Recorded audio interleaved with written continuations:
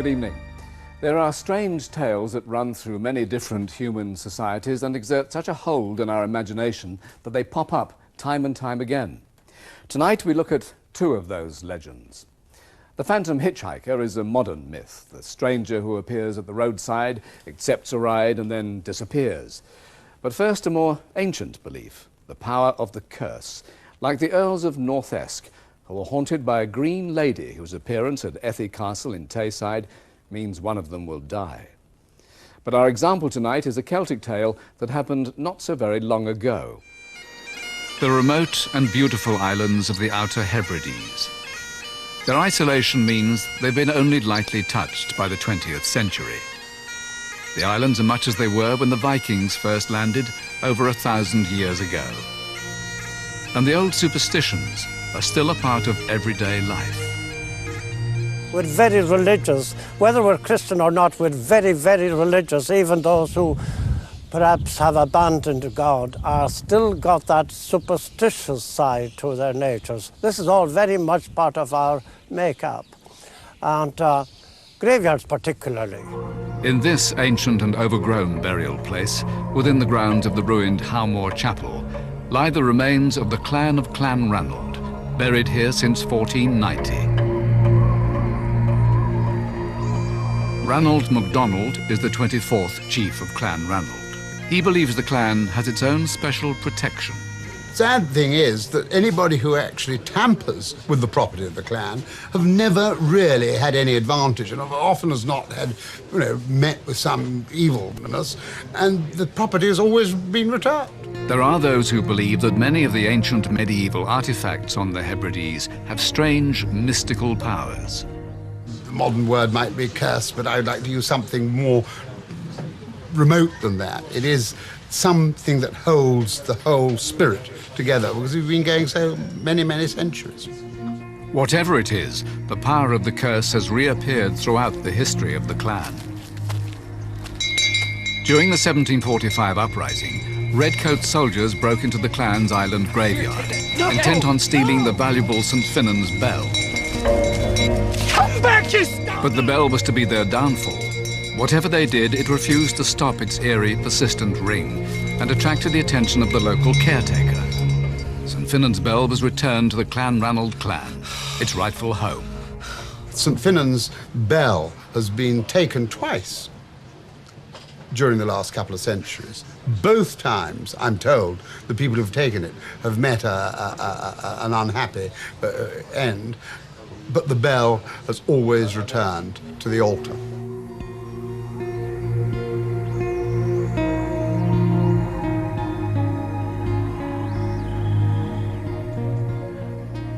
The clan believes that whenever its property has been threatened, the curse has returned.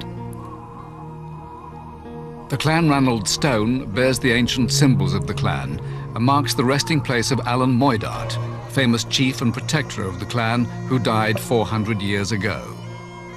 A reproduction of the gravestone was built into the walls of the clan's castle by French stonemasons in 1708. The castle took 7 years to build, but was occupied for only 7 years. On the night before the clan chief died in battle, the castle was consumed by fire. Still, the stone survived. But more recently, there was a further threat to its existence. Early one morning, about 4 or 5 years ago, the man who runs the home farm heard this chipping, and he looked towards the castle ruins, and there was a man trying to prise out the armorial stone with a hammer and a chisel. So he just chased him for his life. We don't know to this day who he was. It seemed that the legend of the clan was again protecting all its ancient monuments. But then disaster struck. The clan's most important relic, the Moidart gravestone, was stolen. It was one morning when my niece wanted to go and look at the stone, and we went into the graveyard, and she said, "It's not here." I said, "Of course it's there, just move along round the corner," but it wasn't there. Later, one of the crofters showed me a mark where the stone had obviously been dragged from the graveyard all the way along, several hundred yards, to the parking place outside the church. As shockwaves hit the community, people wondered how the 300-weight gravestone could have been stolen without detection. To get it out, well, they must have used a small crowbar or something, and I mean, it's within the wit of man, but it would have been quite a difficult, determined journey to get that from chapel to boot of car. Amongst the islanders, the theft reawakened memories of the old clan legends. Well, the local people knew that to desecrate any graveyard is really bad, and because they were so shocked, they knew that no good end would come to the story. The search for the stone continued, but only one man knew where it was hidden, in a tiny London bedsit. The legends had said the grave robber would be doomed to an early death. Would the curse prove to be simply a quaint piece of history? The clan chief never stopped believing in its power. In terms of the clan, which was nearly 1,000 years, it wasn't a long time that it had gone, and I wasn't that concerned that it had gone forever. I thought that it would turn up sooner or later, somehow or other. It was to be 5 years before the clan heard any news. The first signs of the missing gravestone surfaced here at the British Museum. I was working late one night in February in the museum, and I got a phone call from the information desk. They told me there was a gentleman there who urgently wanted to see someone. They said he was a little upset. And so I spoke to him over the phone, and he came down to the department. We get all sorts of inquiries on the duty desk in the department, but this was one of the most curious stories that I've been involved in. He showed me a photo of a carved stone, which he said was in a nearby flat in Euston.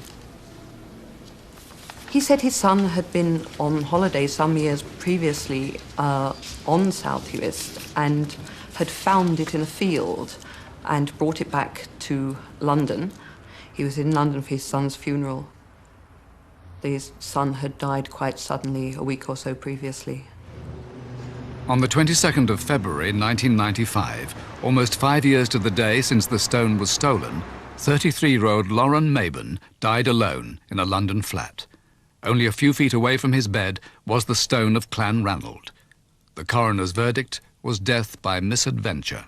I was not surprised, but when it was found in these circumstances, I said it's a sort of thing that might have happened in the Celtic world, not in the heart of London. When I first heard that the stone was found, of course, I was delighted. But as information gathered, I was little concerned and saddened and slightly spooked by the fact of the boy's death. And it rather brought reminiscences of, various things I'd heard and the history of our clan. Beneath the disquiet, there was some sympathy for the outsider who'd stolen the island's heritage. Remember, everybody who live in our cities are searching for roots.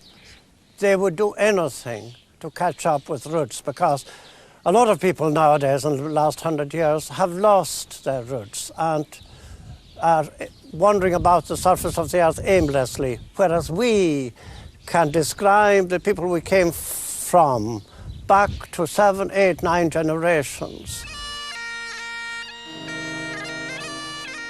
So it was that on the night of June the 10th, 1995, the clan gathered at the quayside for the stone's return to its ancestral home on South Uist.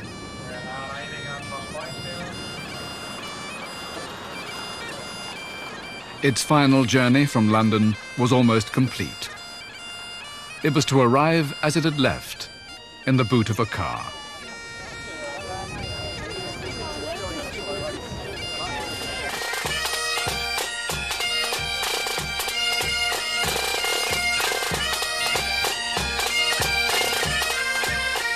The following day, the island turned out to celebrate.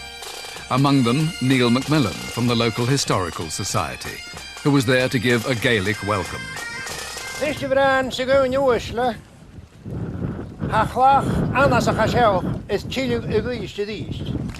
very proud that the stone has come back, and it's been the story behind it is really out of the world how it found its way back. But people are delighted that it is back, and it's here to stay now. And perhaps this time, the curse of the Clanranald clan will finally have been laid to rest.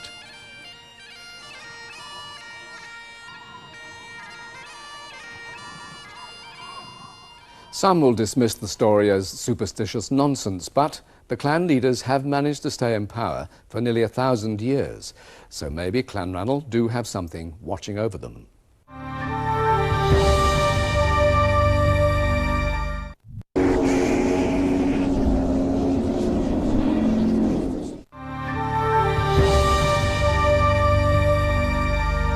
If you haven't heard a phantom hitchhiker story, then someone you know probably has. It's become a modern myth, a story so appealing it's destined to be told and retold, despite the fact that concrete evidence is hard to come by. But if it was possible to track down those who'd experienced it at first hand, would their evidence stand up to closer examination? Well, tonight we talk to some individuals who say they gave a ride to a phantom hitchhiker. Maria Rue and Giel Pretorius had recently become engaged, and on Good Friday in March 1968 were driving through the arid scrub of the Karoo Desert, 200 miles east of Cape Town. They were going to meet her parents to discuss their wedding plans. The route was taking them towards Uniondale along the N9.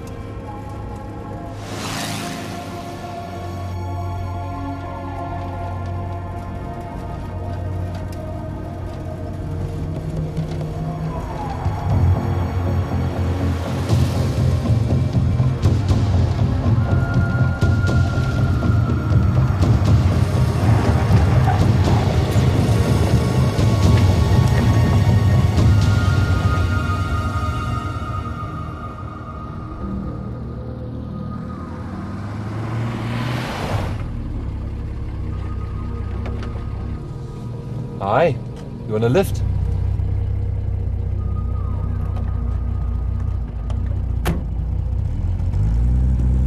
Are you alright? Where are you going? You know, you ought to be careful. It's dangerous out here for a young girl like you.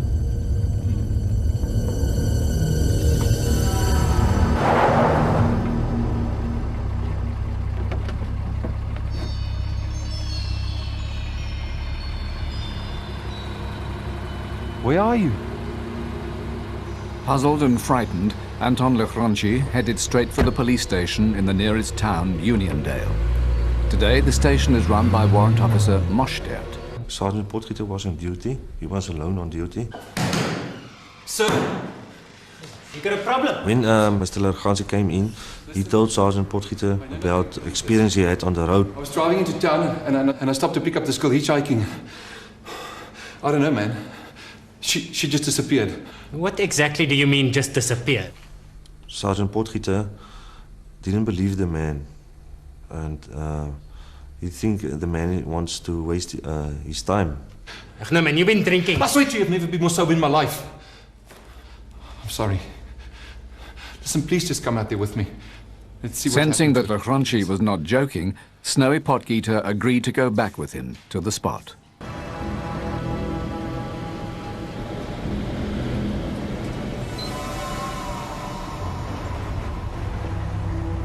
Sergeant Potgieter, he didn't rattle in situations. But in this specific situation, he rattled. Did you see that?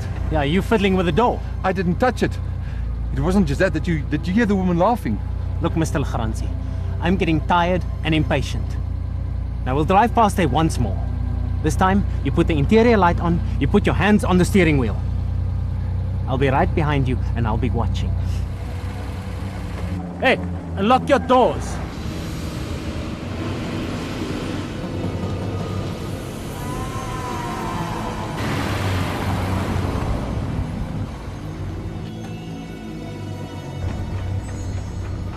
Did you see that? Jan, listen, let's just get the hell out of here, man.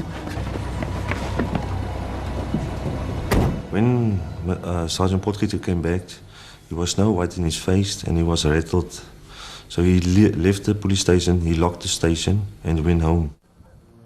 For Snowy, the description of the girl had stirred some unsettling memories. At about 8 o'clock the Sunday morning, Snowy confronted me and said, "Do I remember this girl that was killed in the Sydney accident a few years ago?"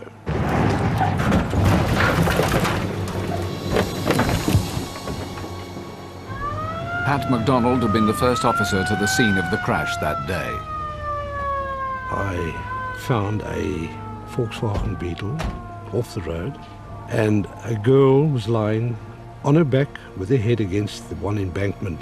She had died of head injuries. I later ascertained that her name was Maria Roux. The driver survived. I explained to him what the girl actually looked like, which was exactly the same description that was in the Kran's book, given by Lachranzi. The word spread around Uniondale like wildfire. There was a phantom hitchhiker on the N9. Within days, the newspapers had got hold of the story and contacted Maria Roux's mother. I told her about the story and that the people thought it's her daughter that is haunting in Uniondale area. And she gave me, she said, "Fine, I can get a photograph of her." Anton Lachranzi was asked if he could recognize the girl he'd given a lift to. Would he pick out Maria? That's her. That's her. Uniondale's phantom hitchhiker had been identified as Maria Roux. There were no more sightings of her until 2 years later. Corporal Dawie van Jaarsveld was doing his national service at Oudtshoorn Army Base, 100 miles from Uniondale. He was on his way there to spend holidays with his girlfriend. His journey took him along the N9. When I reached the intersection, I saw somebody standing in the road, on the side of the road.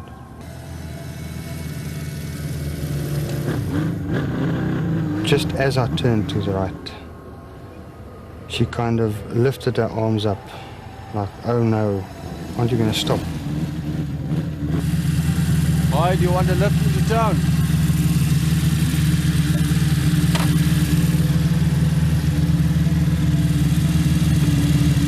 Put this on.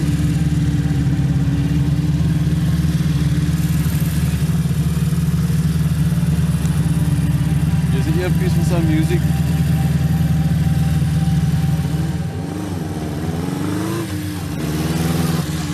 I asked her to please hold tight around my waist so that I can feel if something goes wrong. Beautiful noise coming up from the street. Got a beautiful sound.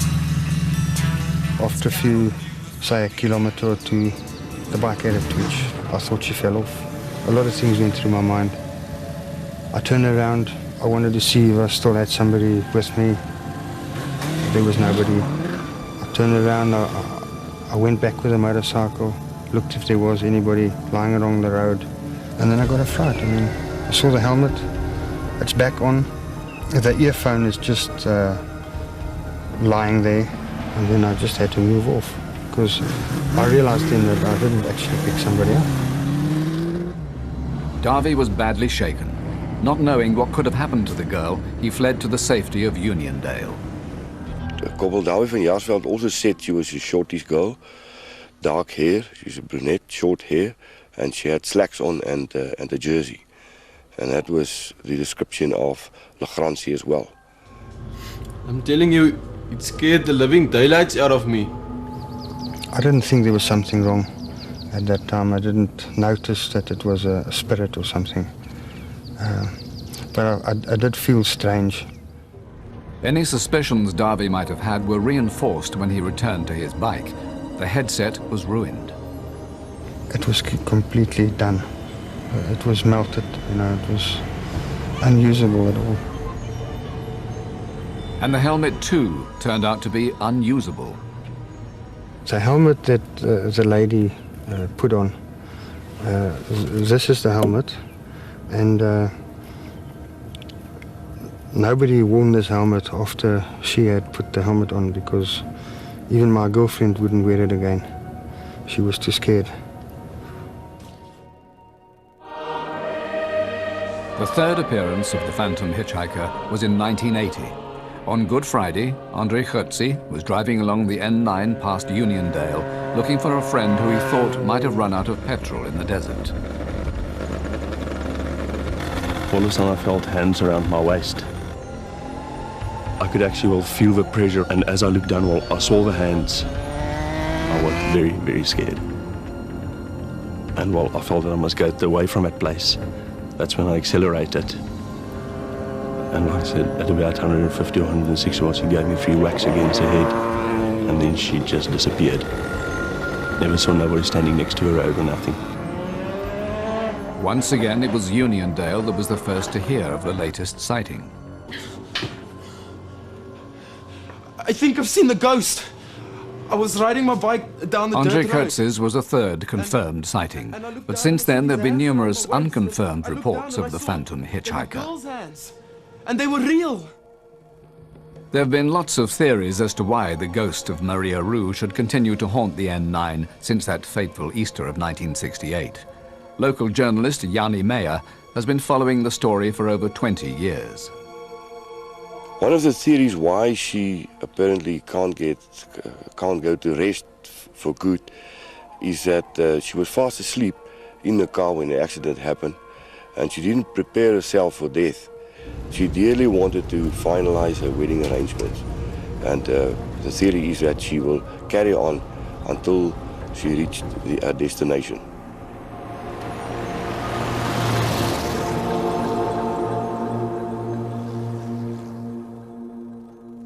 The phantom hitchhiker story first came to prominence in Britain in the 1950s, particularly on the A38 between Wellington and Taunton in Somerset.